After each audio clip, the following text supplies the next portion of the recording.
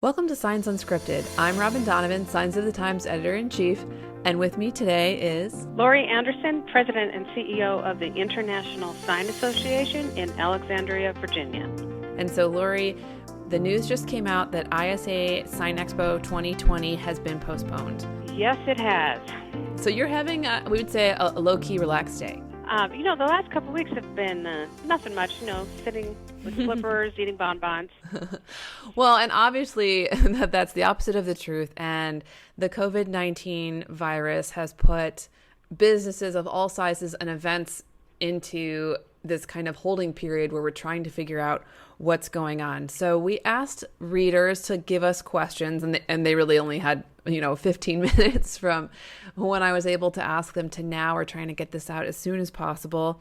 But I have a few questions that we gathered and a couple questions from our staff, Lori. So let me just dive right in. I think the first thing people were wondering were what were the biggest risk factors? What caused the decision?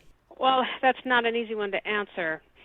We were holding firm as much as we possibly can. With a show the size of Sign Expo, there's really very limited options. So there's not many venues in the country that can hold us. There's not many time periods that will work. And with the amount of hotels we needed, it's this enormous puzzle that everything has to fit together perfectly. We considered a lot of things. We listened to exhibitors. We listened to attendees. Maybe 3 weeks ago, we were getting a few concerns, and that just ratcheted it up as, of course, when the virus ratcheted up and all the news reports coming out, that increased the communication from exhibitors and attendees. And then we started hearing that sign companies were putting in travel bans for their staff. We learned that there were a number of sign companies that told their suppliers and distributors and manufacturer reps that they were actually closing their doors to sales calls. They were so concerned, and people may have a realistic understanding that the chances of getting the virus are low, but if someone in their company happens to come in contact with it, it could put an entire line in their manufacturing plant down.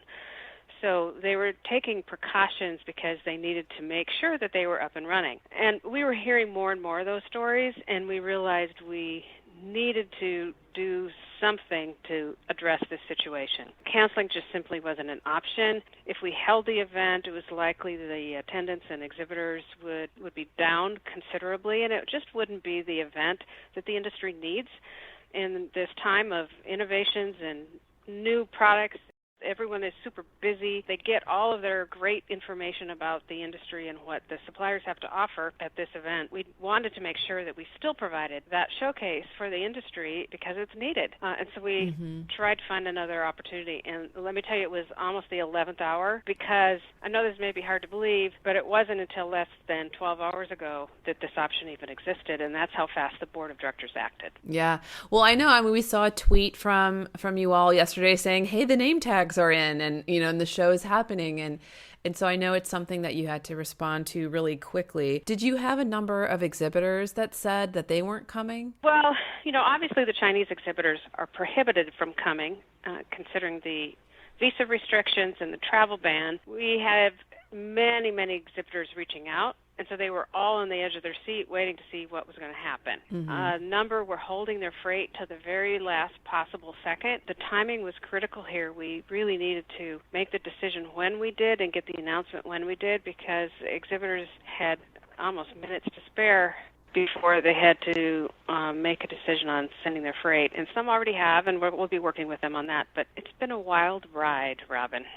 I hear you. Even from our angle, we've been creating, we have two plans. We have if ISA still happens and if it doesn't, internally. Yeah. So that we've been working on. So I'm glad to hear that there is a rescheduling because we have a lot of things we're excited about for the show as well. Well, how do you respond? We have audience members on all sides of the political spectrum, and we had one person who responded to a Facebook post today, our news story about the rescheduling, and they said, why quit contributing to the paranoia? So I want to say that our brand isn't taking a stance, but how do you respond to that flavor of response from people? Well, it would be ill-advised to make a decision of this magnitude for the industry based on headlines.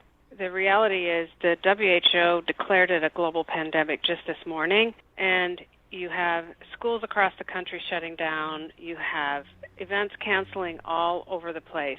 Even if it is overblown, people were saying they weren't going to be coming because they were scared. Mm-hmm. And so we had to do what was right for the industry. We could have an event that did not have the suppliers on the show floor that attendees wanted to see, or attendees that the exhibitors needed to see.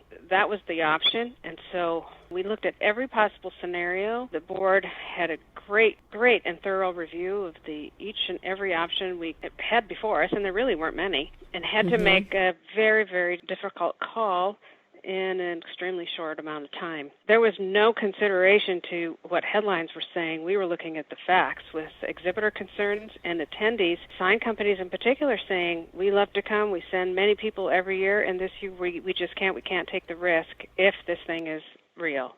And so we had to follow what our attendees and exhibitors were telling us. It kind of sounds like that what you're saying and that everyone could agree on is, regardless of how people feel about the show being canceled and rescheduled, the economic reality was that enough people were changing travel plans and not planning to come that this ended up being the best move. 100% accurate there. We were following the numbers, and the numbers meaning the people who said that they were canceling. And it was clear that the event would not be what the industry needs. And we want to make sure we put on an event that really does showcase the best of the industry.